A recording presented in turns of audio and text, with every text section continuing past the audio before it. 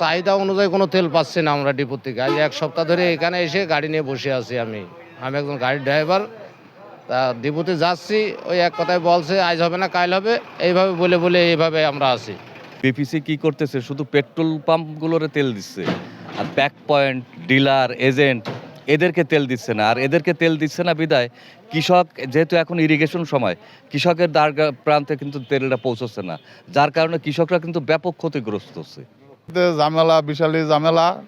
যার যত তেল লাগবে পরিমাণ মতনে তেল দিচ্ছে না। 2 দিন 3 দিন পরে একদিন তেল দিচ্ছে। বাইরের লোকজন আইসে প্রায় সপ্তাহখানেক ধরে এখানে ঘুমাচ্ছে, খাচ্ছে, তারা তেল পাচ্ছে না। 6-7 দিন ধরে এখানে খায় আর ঘুমায়, তেল চাচ্ছে, তেল পাচ্ছে না। এখন এদের যে খাওয়া দাওয়ার ও থাকার সমস্যা খুবই একটা বেতালে পড়েছে।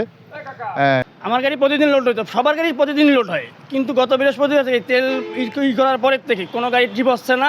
গত বৃহস্পতিবার আজকে পর্যন্ত বসা, তেল চাইতে গেলে তেল নাই, তাহলে কৃষক বাঁচবে কীভাবে?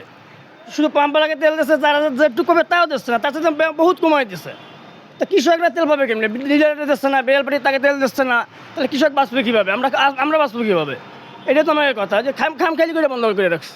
গেলি তেল নাই। সরকার বলতেছে তেল আসছে, ডিপুটির লোক বলতেছে তেল নাই।